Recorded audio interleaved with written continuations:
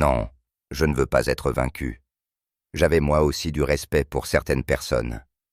À l'âge de 75 ans, Thomas Gottschalk, figure emblématique des émissions de télévision allemandes les plus brillantes, brise soudainement son silence de plusieurs années, non pas sur ses succès éclatants ou ses moments glorieux devant la caméra, mais sur des collègues qu'il méprisait profondément.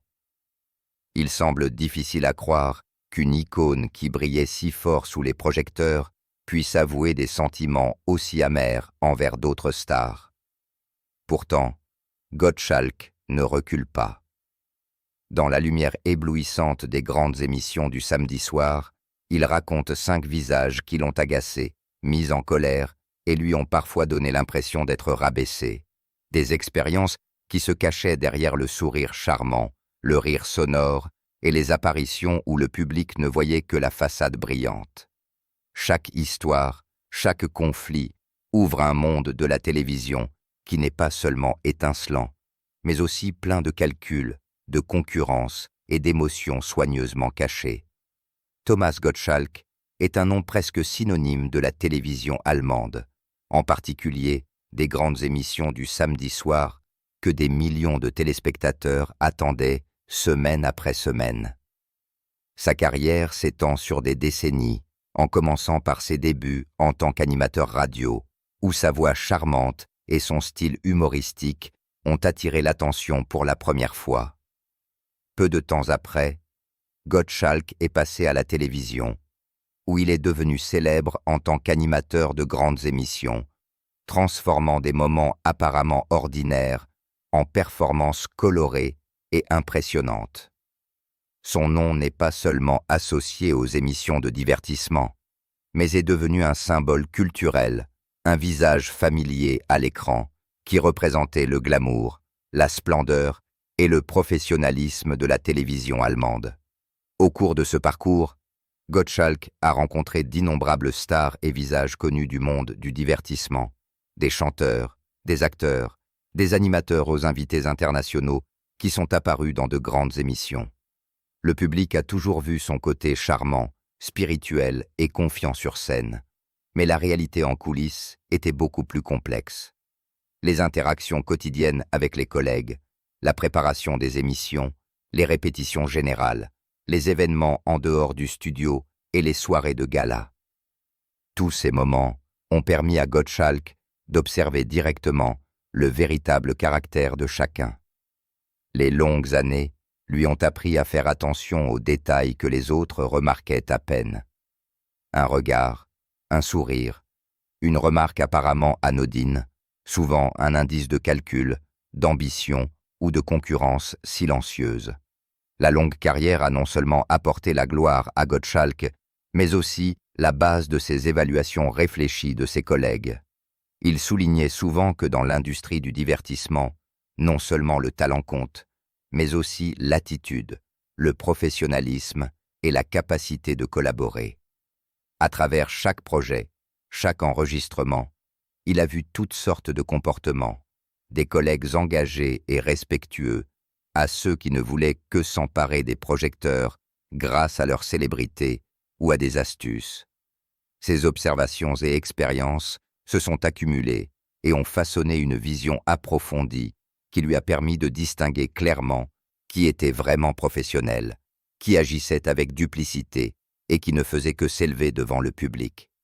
Gottschalk observait ses collègues non seulement devant la caméra, mais aussi dans des situations de pression, lorsque le calendrier était serré, lorsque la collaboration était nécessaire et lorsque l'ambiance en coulisses devenait tendue. C'est précisément dans ces moments-là que les facettes les moins visibles se révélaient le plus clairement. Quelqu'un pouvait paraître charmant et spirituel devant la caméra, mais dès que les spectateurs étaient absents, il se montrait froid, calculateur et déloyal. Grâce à sa longue expérience, Gottschalk a reconnu ces différences et les a conservées comme des données importantes, à la fois pour adapter la collaboration et pour évaluer les personnes dans le monde du divertissement de manière réaliste. Sa longue carrière lui a également offert un point de référence pour comparer et évaluer ses collègues. Lorsqu'il repensait aux années où il animait de grandes émissions, Chaque rencontre avec une star devenait une preuve de son véritable caractère, de sa réaction à la pression, de sa manière de maîtriser les situations difficiles, de son comportement envers les jeunes collègues ou les anciens partenaires. Gottschalk a ainsi formé des évaluations qui ne reposaient pas sur des rumeurs, des images médiatiques ou l'apparence extérieure que le public connaissait, mais sur de longues années d'observation directe. C'est précisément pour cette raison qu'il pouvait ouvertement admettre que son mépris envers certaines stars n'était pas né de sentiments passagers, mais était le résultat d'expériences réelles, d'une somme d'observations précises et de confrontations directes avec la véritable essence de ses collègues. De plus, Gottschalk comprenait l'équilibre fragile entre l'éclat devant la caméra et la réalité en coulisses. Une émission réussie ne reposait pas seulement sur la mise en scène brillante devant le public, mais aussi sur la collaboration, le respect et l'esprit d'équipe. Au fil des ans, il a été témoin de nombreux cas de manque de respect ou de vanité. Des situations qui l'ont aidé à clairement identifier à qui il pouvait faire confiance et qui ne poursuivait que ses propres ambitions. Sa longue carrière a donc été à la fois un miroir de ses collègues et une base pour les évaluer avec une distance réaliste. Outre son rôle d'animateur, Gottschalk était également impliqué dans l'organisation, la coordination et les répétitions générales des grandes émissions. Ces tâches lui ont permis d'observer attentivement le comportement de ses collègues, des regards et des sourires à la gestion des situations inattendues. Chaque détail ait été enregistré et analysé rétrospectivement. Après de nombreuses années, il a utilisé ces expériences pour expliquer pourquoi certains collègues suscitaient chez lui du mépris, de la tension ou de l'inconfort. Le public ne voyait que les sourires et les histoires joyeuses à la télévision. Mais Gottschalk savait que derrière cela se cachaient des stratégies, des calculs et parfois un manque de respect. La longue carrière lui a également montré que la concurrence dans le monde du divertissement ne s'arrête jamais, même entre des personnes qui partagent la scène. Les conflits, les frictions et les attitudes différentes étaient inévitables. C'est pourquoi ses évaluations sur les 5 stars qu'il méprisait le plus n'étaient pas des émotions spontanées, mais le résultat de toute une carrière d'observation, d'expérience et d'une réalité sans phare. Elle souligne que sa position dans l'industrie ne reposait pas seulement sur le talent, mais aussi sur la capacité à percer les gens à jour, à reconnaître les vrais caractères et à gérer intelligemment les collègues calculateurs. Dans ce contexte d'une longue carrière et d'une riche expérience, Gottschalk pouvait percer à jour les personnes à ses côtés sur scène. Il reconnaissait qui était vraiment professionnel, qui calculait et qui ne cherchait que les projecteurs. Ces expériences ne se sont pas seulement déroulées sur scène, mais aussi en coulisses, lors des répétitions générales, des soirées de gala ou dans des moments privés. Et parmi ses collègues, un nom se démarque particulièrement, Günther Jauch, dont la nature calculatrice, froide et distante, a laissé une impression durable sur Gottschalk et a marqué le début des histoires sur les 5 stars qu'il n'a jamais appréciées. Dans le monde de la télévision allemande, il existe peu de personnalités aussi impressionnantes que Günther Jauch. Devant la caméra, il apparaît charmant, humoristique et plein d'assurance, créant des moments parfaits lorsqu'il partage la scène avec Thomas Gottschalk. Mais même une icône comme Gottschalk a dû admettre que la lumière éblouissante de l'écran masque parfois la vérité calculatrice en coulisses. Les années de collaboration avec Jauch n'ont pas seulement été empreintes d'harmonie, mais aussi une chaîne d'expériences qui ont clairement révélé à Gottschalk le côté froid, calculateur et parfois déloyal de ce collègue. Les enregistrements communs étaient souvent le lieu où des conflits silencieux surgissaient. Les blagues subtiles de Gottschalk étaient régulièrement rejetées par Jauch, de sorte qu'il se sentait limité dans son expression. Dans plusieurs situations en direct, Jauch s'est même emparé du microphone. Pendant que Gottschalk parlait, il prenait le contrôle de la scène et le reléguait ainsi au rôle de seconde dans sa propre émission. Ces actions n'étaient pas un hasard, mais stratégiquement calculées. Josh voulait démontrer son pouvoir, souligner sa position supérieure et rabaisser son collègue, même si le public ne s'en rendait pas compte. L'une des expériences les plus mémorables s'est produite lors d'un gala important, où Josh aurait déclaré devant tout le monde que Gottschalk ne jouait qu'un rôle secondaire dans l'émission. Une phrase apparemment anodine, mais qui était une attaque subtile contre la réputation et le statut de longue date de Gottschalk. Des employés en coulisses se souviennent de Gottschalk faisant les 100 pas, essayant de toutes ses forces de garder son sang-froid, tandis que Josh souriait avec complaisance, les yeux pleins de triomphe. De tels moments n'ont pas seulement conduit à des tensions personnelles, mais ont clairement montré à Gottschalk la stratégie consistant à s'emparer des projecteurs et à exercer un pouvoir silencieux. D'autres situations en coulisses ont également forcé Gottschalk à adapter chaque mot et chaque geste. Lors des répétitions générales, Josh interrompait souvent sa présentation, de sorte que Gottschalk devait s'arrêter ou changer de rythme. Une fois, Josh a même fait remarquer devant l'équipe que Gottschalk était trop vieux pour animer une émission naturellement. Une phrase apparemment anodine, mais en réalité, un coup psychologique raffiné pour affaiblir sa confiance en soi devant l'équipe de production et le public. Chaque petit détail, du regard au geste en passant par le mot, s'est gravé dans la mémoire de Gottschalk et, au fil des ans, un sentiment de contrôle et de dénigrement s'est installé. Même lors de soirées privées avec des collègues ou d'événements en dehors de la scène, Josh ne laissait passer aucune occasion de souligner sa position. Gottschalk a raconté un dîner où Josh a ri fort et a dit « Gottschalk n'est que le prélude au véritable spectacle ». Pour Gottschalk, ce n'était pas seulement une blague, mais une humiliation publique qui rabaissait tous ses efforts de longue date à la télévision. Ces expériences se sont répétées pendant de nombreuses années, des émissions du samedi soir aux enregistrements spéciaux, en passant par les galas et les événements en coulisses. Gottschalk a reconnu que le charme et l'esprit de Josh devant la caméra ne représentaient qu'une petite partie de l'ensemble. Derrière cela se cachaient des calculs, des jeux de pouvoir et des stratégies silencieuses. Lors de chaque apparition commune, Gottschalk devait peser ce qu'il disait et comment il se comportait pour ne pas être surpassé ou éclipsé par Josh.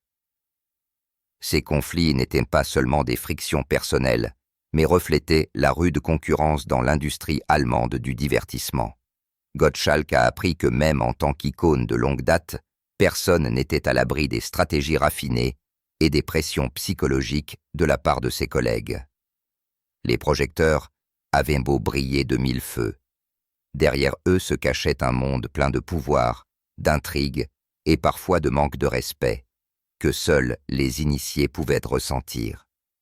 Grâce à toutes ces expériences avec Josh, Gottschalk a développé un profond mépris. Non pas à cause d'une colère passagère, mais à cause d'années passées à être témoin de la duplicité, des calculs et de la déloyauté. Ce sentiment ne se limitait pas à des moments isolés, mais a façonné à long terme son regard sur les autres collègues de l'industrie. Les événements, les actions et les gestes de Josh ont clairement montré à Gottschalk que même les icônes brillantes du show business sont exposées au pouvoir silencieux et à la concurrence cachée des stars. Lors de chaque apparition commune, il devait rester charmant et spirituel devant le public, tout en calculant en interne, en étant vigilant et en se protégeant des stratégies de Josh. C'était une leçon sur la concurrence, les intrigues et le sens tactique dans le métier.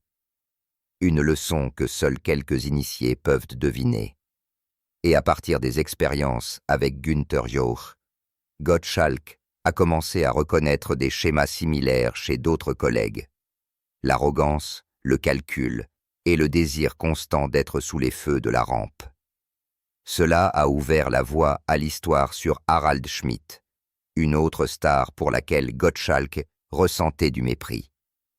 Harald Schmidt est entré dans le paysage télévisuel allemand avec une attitude complètement différente de celle de Thomas Gottschalk. Alors que Jauch, impressionné par son charme, son esprit et ses calculs raffinés, Schmidt se distinguait par son arrogance, son scepticisme et une passion particulière pour l'humiliation de ses rivaux. Devant le public, Schmidt mettait en scène l'image d'un animateur spirituel et à la langue acérée, mais en coulisses, ses compagnons d'armes reconnaissaient un autre visage, calculateur et toujours prêt à démontrer son pouvoir. Pour Gottschalk, la relation avec Schmidt n'était pas seulement une concurrence professionnelle, mais une expérience constante qui lui faisait douloureusement prendre conscience de la différence entre une attitude authentique et la façade d'un collègue à l'écran.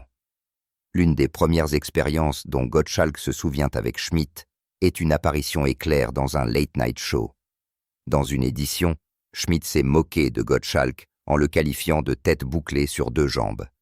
Une remarque qui se voulait spirituelle, mais qui a profondément blessé Gottschalk. Des millions de téléspectateurs ont ri, tandis que Gottschalk restait assis en silence, endurant l'humiliation publique sans pouvoir réagir immédiatement. Pour la première fois, il s'est rendu compte que même un collègue de longue date et une star de la télévision n'avait aucune hésitation à saper publiquement sa crédibilité, non seulement à l'antenne, mais aussi lors d'événements en dehors de la télévision. Schmidt a fait preuve de son manque de respect. Lors d'une fête d'artistes, il aurait ignoré la présence de Gottschalk et annoncé à haute voix que les artistes vieillissants n'avaient plus leur place qu'au musée. Ces mots ont été rapportés par de nombreux témoins, tandis que Gottschalk souriait en silence et avec contrainte, tandis que Schmidt levait son verre et soulignait sa position devant toutes les personnes présentes. Il n'y avait pas non plus de tranquillité en coulisses. Schmidt a empêché à plusieurs reprises Gottschalk d'apparaître comme invité dans son émission, le traitant comme un outsider qui ne méritait plus de place sur scène. Ces expériences ont non seulement souligné l'arrogance de Schmidt, mais ont également montré comment il utilisait le pouvoir pour s'imposer face à ses collègues. Gottschalk a reconnu que Schmidt ne le considérait pas comme un collègue de valeur égale, mais comme une cible utile pour se moquer et rehausser sa propre image. Lors de chaque apparition commune, Gottschalk devait réfléchir à la façon dont il se comportait, dans son langage gestuel et ses regards, pour ne pas être mis à l'écart par Schmidt ou ridiculisé devant le public.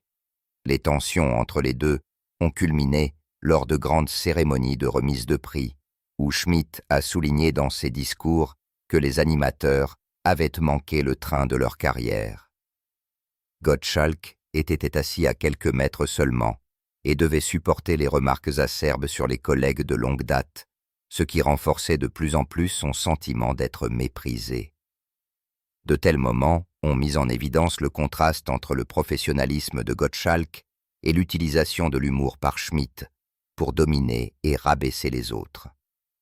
Schmidt profitait également de chaque occasion, même lors des répétitions, pour démontrer sa supériorité.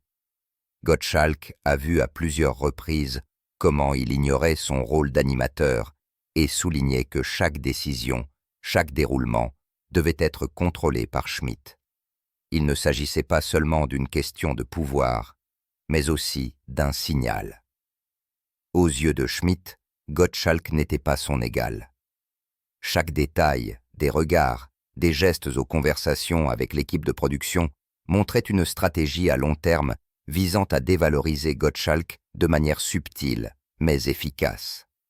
Ces expériences se sont étendues sur de nombreuses années et se sont ajoutées à une chaîne d'événements qui ont suscité chez Gottschalk un sentiment durable de mépris. Ce n'était pas une colère passagère, mais le résultat de la cohabitation constante avec l'arrogance, le scepticisme et l'obsession de Schmidt pour l'humiliation de ses rivaux. Ainsi, Gottschalk a appris que même en tant qu'icône de longue date, personne dans l'industrie du divertissement n'était à l'abri des stratégies psychologiques, des jeux de pouvoir et du manque de respect. L'influence à long terme de Schmidt sur Gottschalk ne s'est pas limité à un sentiment de mépris, mais a également façonné sa vision de l'industrie dans son ensemble. Gottschalk a réalisé que derrière chaque icône et chaque collègue se cachaient leurs propres intrigues, et que la préservation de la réputation et de la position sur scène était un processus d'endurance, d'observation et de réaction intelligente constant. Les conflits avec Schmidt l'ont également aidé à mieux comprendre les dangers de ce monde hautement concurrentiel. De la dévalorisation au vol des projecteurs, en passant par l'isolement lors d'occasions importantes. C'est précisément grâce à ces expériences que Gottschalk a commencé à reconnaître que l'arrogance, le calcul et le désir d'être sous les feux de la rampe n'étaient pas seulement propres à Schmidt, mais se répétaient chez de nombreuses stars avec lesquelles il collaborait. Dans le comportement et l'attitude de Schmidt, il a facilement trouvé des parallèles avec d'autres schémas, ce qui a ouvert la voie à l'histoire sur Verona Puth. Une autre personnalité qui a suscité le mépris de Gottschalk en raison de son désir d'être sous les feux de la rampe et de son manque de respect. Verona Puth faisait partie de ces stars qui suscitaient chez Gottschalk les sentiments les plus complexes. Devant la caméra, elle rayonnait de charme, d'attrait et d'une capacité naturelle à captiver le public, ce qui lui valait l'admiration de beaucoup. Mais derrière les coulisses se révélait une autre réalité, que Gottschalk a dû vivre à plusieurs reprises. Une ambition manifeste et un comportement irrespectueux.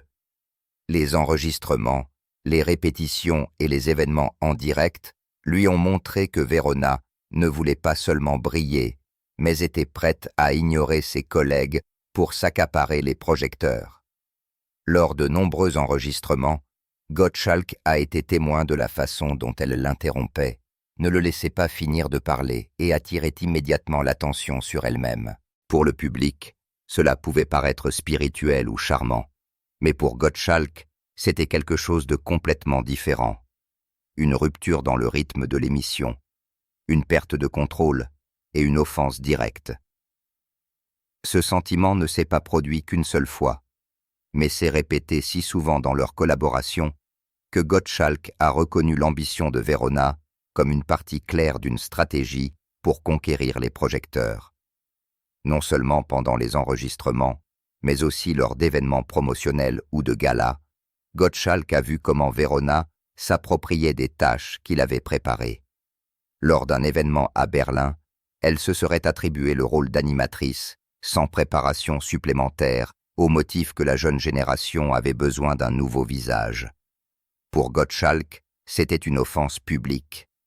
Il avait mis en place et coordonné toutes les missions, et cette intervention lui a volé le contrôle, le prestige et sa position de longue date sur scène.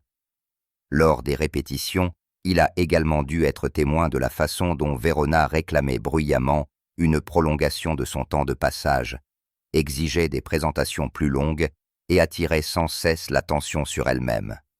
Ce manque de compromis n'a pas seulement aggravé le climat de travail, mais a également donné à Gottschalk le sentiment que sa propre position était menacée. Il s'est forcé à la sérénité, tandis que la jeune collègue le poussait constamment hors de la lumière et affaiblissait le rôle qu'il avait affirmé pendant des décennies. Même lors de réceptions avec des sponsors ou de rendez-vous avec les médias, Verona aurait déclaré devant les invités qu'elle préparait Gottschalk à la modernité, une phrase qui sonnait comme un compliment, mais qui était en réalité une dévalorisation ouverte de sa réputation. Pour Gottschalk, qui avait accumulé des décennies d'expérience dans le métier, il était clair que ce n'était pas un hasard, mais qu'il s'agissait d'une stratégie raffinée pour se mettre en scène et conquérir les projecteurs, même au détriment de ses collègues. Les effets à long terme de Verona sur Gottschalk sont clairs et profonds. Non seulement il s'est senti insulté, mais il a également perdu le contrôle de l'émission qu'il avait laborieusement mise en place. Ces expériences lui ont fait prendre conscience que dans le show business, même les collègues qui semblent rayonnants, amicaux et attirants devant la caméra peuvent agir avec ambition et calcul en coulisses. C'était une leçon sur la façon de protéger sa position, son prestige et son respect dans un environnement concurrentiel difficile, où chaque star veut briller à sa manière, parfois au détriment des autres. Les situations répétées avec Verona, de l'interruption à la prise de contrôle des projecteurs, en passant par la prolongation de ses apparitions et les déclarations publiques sur le contrôle de l'émission, ont aidé Gottschalk à développer une compréhension profonde de la nature concurrentielle de l'industrie du divertissement. Il a réalisé que le respect envers les collègues n'est pas toujours garanti et que la lutte pour les projecteurs est une stratégie fréquemment utilisée, même si elle semble charmante et séduisante de l'extérieur. Toutes ces expériences ont également ouvert des liens avec d'autres collègues chez lesquels l'ambition personnelle et le comportement irrespectueux sont également devenus visibles. Grâce à Verona, Gottschalk a reconnu un schéma récurrent. Les stars plus jeunes ou les nouvelles stars montantes saisissent toutes les occasions pour s'emparer des projecteurs, parfois au détriment de collègues plus expérimentés, provoquant ainsi consciemment ou inconsciemment des tensions et des conflits. Cette prise de conscience a servi de point de comparaison à Gottschalk pour d'autres relations, notamment avec Stefan Raab, un collègue avec lequel il se sentait également dénigré et méprisé, bien que d'une manière différente et bien à lui.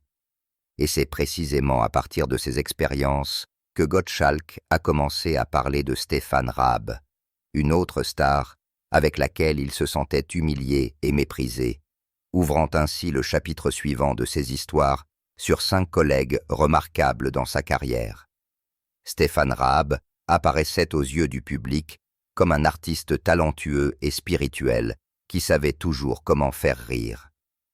Pour Thomas Gottschalk, cependant, la relation avec Raab était une expérience difficile et pleine de tensions. Dès leur première rencontre, Raab a fait preuve de son humour sarcastique caractéristique en imitant publiquement Gottschalk et en saisissant toutes les occasions de ridiculiser ses gestes, sa voix ou son expression faciale. Sous les yeux de millions de téléspectateurs, Gottschalk a dû retenir ses émotions, toujours soucieux de son image charmante, tandis qu'en coulisses, le sentiment d'humiliation et de mépris bouillonnait en lui. Dans de nombreuses émissions de télévision, Raab n'a pas hésité à filmer Gottschalk dans des moments embarrassants, des grimaces, des expressions faciales désavantageuses et à les diffuser dans son émission TV Total. À chaque fois, Gottschalk ressentait de la honte et devait garder son calme, tout en réalisant que Raab profitait de chaque occasion pour consolider sa propre position sur scène et en public. Ces moqueries n'étaient pas de simples plaisanteries anodines, mais une stratégie élaborée pour démontrer le pouvoir et la domination dans l'industrie du divertissement, où la concurrence est féroce. Un moment particulièrement significatif s'est produit lorsque Raab lui a chuchoté directement à l'oreille sur scène qu'il devait laisser la place à la prochaine génération. Même si cela ressemblait à une blague, Gottschalk a clairement senti qu'il s'agissait d'un coup psychologique porté à sa réputation et à sa position. De telles expériences lui ont fait comprendre que même les collègues plus jeunes, avec une attitude humoristique, peuvent exercer une pression et ébranler la réputation patiemment construite. Les interactions avec Raab se sont poursuivies pendant des années et Gottschalk a observé comment il combinait l'humour, les moqueries et la tactique de s'emparer des projecteurs pour se mettre en valeur. Cela ne s'est pas seulement produit sur scène, mais aussi dans les coulisses. Raab a toujours provoqué des situations dans lesquelles Gottschalk devenait la cible des moqueries, des répétitions aux réceptions, de sorte que Gottschalk devait constamment peser chaque mot et chaque geste. Il a ainsi appris à mieux lire les situations, à reconnaître la concurrence sous-jacente et à maîtriser les relations avec des collègues irrespectueux. Ces expériences ont blessé Gottschalk, mais ont en même temps été une leçon précieuse sur la façon de gérer la concurrence dans le show business. Il a réalisé que même en tant qu'icône de longue date de l'industrie, sa position et sa réputation pouvaient être remises en question par des collègues plus jeunes ou ayant une autre attitude. La rivalité, Les stratégies pour conquérir les projecteurs et le manque de respect sont des facteurs qu'il devait gérer et auxquels il devait s'adapter. Au fil des ans, Gottschalk a également reconnu un schéma général dans l'industrie. Les comportements, tels que l'imitation, la moquerie, la dévalorisation des collègues ou la pression psychologique par des remarques subtiles, ne se retrouvent pas seulement chez Rahab, mais aussi chez de nombreuses autres stars. Les expériences avec Rahab ont approfondi sa compréhension de la façon dont les collègues interagissent, rivalisent et utilisent parfois l'humour ou des stratégies psychologiques pour affirmer leur position. Cette perspective a été décisive pour Gottschalk. Elle n'a pas seulement expliqué le comportement d'individus, mais lui a également ouvert une vue d'ensemble sur les relations complexes entre les stars dans le show business. Comme pour d'autres collègues, les expériences avec Rahab ont également fait prendre conscience à Gottschalk de la différence entre l'image publique et la vraie nature d'une personne. Rahab pouvait paraître drôle, charmant et aimable devant la caméra, mais derrière les coulisses, il utilisait toutes les tactiques pour démontrer son pouvoir, contrôler les situations et rabaisser ses collègues. Gottschalk a appris que le professionnalisme dans le show business n'est pas seulement la capacité à se produire, mais aussi la compétence à reconnaître et à gérer la pression, les calculs et les intrigues des collègues. Les années d'expérience avec Rahab ont durablement marqué la vision de Gottschalk sur les relations professionnelles. Il a compris que la rivalité n'est pas seulement un sentiment passager, mais une partie intégrante de la structure du show business. Chaque interaction, chaque geste, chaque mot pouvait porter une intention qui mettait au défi sa position et sa réputation. Gottschalk a réalisé que le maintien du respect et du contrôle de ses émissions était un processus continu et que chaque collègue avait sa propre méthode pour s'affirmer, parfois au détriment de son propre sentiment de dignité. Et c'est précisément grâce aux expériences avec Stefan Raab que Gottschalk a vu plus clairement le schéma général dans l'industrie. La concurrence, les calculs et la recherche des projecteurs se manifestaient chez de nombreuses stars sous des formes et des intensités différentes. Ces expériences lui ont permis d'avoir une vue d'ensemble dans laquelle non seulement les actions individuelles, mais l'ensemble du show business apparaissait comme le reflet de la pression concurrentielle et des conflits sous-jacents. Une analyse qu'il souhaitait approfondir dans sa conclusion générale finale. Lorsque Thomas Gottschalk revient sur les expériences de sa carrière longue de plusieurs décennies, il ne se contente pas de raconter des épisodes isolés avec Günther Jauch, Harald Schmidt, Verona Puth, Stefan Raab ou Michel Hunziker, mais il brosse également un tableau complet de l'industrie allemande du divertissement, un monde plein de glamour et de paillettes, mais aussi marqué par la pression et une concurrence féroce. Même des collègues exceptionnels, célèbres et charmants sur scène, n'échappent pas aux calculs, aux ambitions personnelles ou aux manœuvres visant à consolider leur propre position. En vivant et en observant directement chaque comportement individuel, Gottschalk a pu développer une vision globale des relations professionnelles, dans lesquelles la confiance, le respect et le pouvoir sont inextricablement liés d'une manière complexe. Dans l'industrie de la télévision, les projecteurs et l'éclat public font souvent pâlir la réalité en coulisses. Gottschalk a été témoin d'innombrables moments où le public percevait des sourires, des rires et une collaboration apparemment harmonieuse, tandis qu'en arrière-plan se déroulaient des calculs raffinés, des conflits silencieux et des stratégies pour conquérir les projecteurs. Chaque star cherchait à assurer sa propre position à sa manière, et cela ne s'accompagnait pas toujours du respect envers ses collègues. C'est pourquoi Gottschalk parlait de mépriser un tel comportement, non pas par haine personnelle, mais parce que ses actions menaçaient l'honnêteté, le prestige et l'autorité qu'il avait acquis au fil des ans. Günther Jauch, avec ses calculs froids et sa stratégie de s'emparer des projecteurs, a montré l'écart entre l'image publique et l'attitude réelle. Harald Schmidt, avec son arrogance et sa passion pour dénigrer ses rivaux, a confronté Gottschalk à la pression de maintenir sa position lors de grands événements et d'émissions de télévision. Verona Put et Stefan Raab ont illustré des comportements ambitieux axés sur les projecteurs, où les interruptions, les imitations et les attaques ironiques ont forcé Gottschalk à peser constamment ses gestes et ses mots. Michelle Hunziker s'est également inscrite dans ce tableau en montrant ses ambitions de le surpasser, de prolonger ses apparitions et d'exiger plus de temps d'antenne. Une expression directe de la pression de la jeune génération. Toutes les expériences avec ces 5 stars avaient un point commun.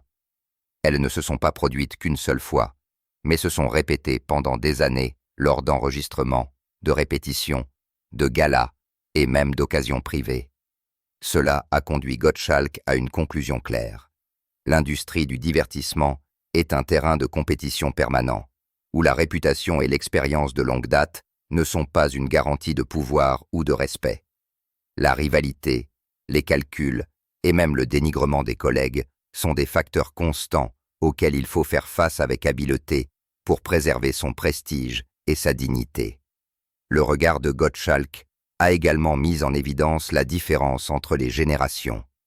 Il a constaté que les artistes expérimentés accordaient souvent de l'importance au professionnalisme, au rythme de l'émission et au respect mutuel, tandis que certains collègues plus jeunes mettaient fortement l'accent sur les ambitions personnelles, recherchaient les projecteurs et soulignaient leur position, parfois au détriment des autres. Ce phénomène est très répandu dans l'industrie, car la pression du succès, la concurrence féroce et les attentes du public mènent inévitablement à des conflits. Dans une perspective plus profonde, Gottschalk a reconnu que le comportement des stars ne reflétait pas seulement des traits de caractère individuels, mais la structure sociale du monde du divertissement allemand dans son ensemble. Le pouvoir, la célébrité et la capacité de s'emparer des projecteurs sont devenus à la fois des outils et des pierres de touche pour les collègues de longue date. Des actions telles que les imitations, les interruptions, la prise de contrôle d'une émission ou les commentaires publics visant à dénigrer des collègues étaient l'expression de la façon dont fonctionne la concurrence et les mécanismes de pouvoir.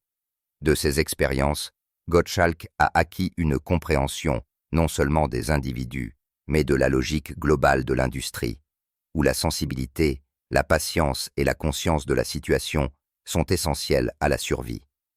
Il est remarquable que, grâce à ces expériences, Gottschalk ait non seulement appris à reconnaître la duplicité, l'ambition ou la rivalité, mais aussi à se protéger lui-même.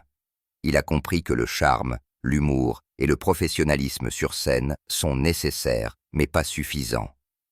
Il faut aussi des compétences dans la gestion des conflits et la capacité de percer à jour les stratégies psychologiques des collègues. Cela est devenu un élément essentiel de son répertoire professionnel, que seuls les initiés peuvent vraiment comprendre. Les expériences avec d'autres stars ont également souligné l'importance du respect mutuel. Gottschalk a clairement vu que dans une industrie glamour, un comportement irrespectueux ou une ambition excessive peuvent détruire les relations, créer des tensions et nuire à la collaboration. C'était une leçon essentielle sur la façon de préserver sa réputation, d'équilibrer le pouvoir et de protéger sa position dans un environnement impitoyable. Dans l'ensemble, Gottschalk a ainsi dressé non seulement des histoires personnelles sur 5 stars, mais aussi un reflet de l'industrie allemande du divertissement, glamour, fascinante, mais pleine de pression, de concurrence et de conflits sous-jacents. Chaque expérience, qu'il s'agisse du retrait du microphone, de l'imitation, de la rétrogradation ou de la perte du contrôle de l'émission, a été une preuve des défis auxquels les artistes de longue date doivent faire face. Et c'est précisément à partir de là que Gottschalk a pu tirer des évaluations fondées sur les personnes et l'industrie, non seulement sur la base de l'image publique, mais sur ce qui se passe réellement en coulisses, où le pouvoir, l'ambition et les stratégies individuelles façonnent chaque relation. Grâce à sa longue carrière, son expérience et sa réputation, Gottschalk a pu raconter ouvertement, en détail et honnêtement, les histoires sur les 5 stars qu'il méprisait. Il a offert une perspective unique sur l'industrie, un lieu où les projecteurs masquent les calculs, où une rivalité silencieuse existe parallèlement au glamour et où chacun, célèbre ou non, doit se battre pour son prestige, sa position et son influence. C'est le tableau d'ensemble d'une carrière, de relations professionnelles et d'expériences qui ont façonné la vision profonde de Gottschalk sur les collègues qu'il a autrefois méprisés. Et c'est l'histoire derrière le glamour de Thomas Gottschalk, les stars qu'il méprisait et les expériences qui lui ont fait voir le monde du divertissement allemand plus clairement que jamais. Et vous, comment voyez-vous cela? Avez-vous vous-même déjà vécu de vrais moments en coulisses, derrière le glamour des stars? Laissez un commentaire et partagez vos expériences, vos opinions ou vos anecdotes préférées. Si vous avez aimé cette histoire et que vous souhaitez découvrir d'autres secrets et histoires de fond peu connus, n'oubliez pas de cliquer sur s'abonner et d'activer les notifications pour ne manquer aucune vidéo ou contribution. Je vous promets de continuer à vous fournir des aperçus passionnants, des histoires intéressantes et même des secrets que presque personne n'ose raconter. Levons ensemble le rideau sur le monde du spectacle, scintillant mais calculé. Cliquez maintenant sur le bouton à propos.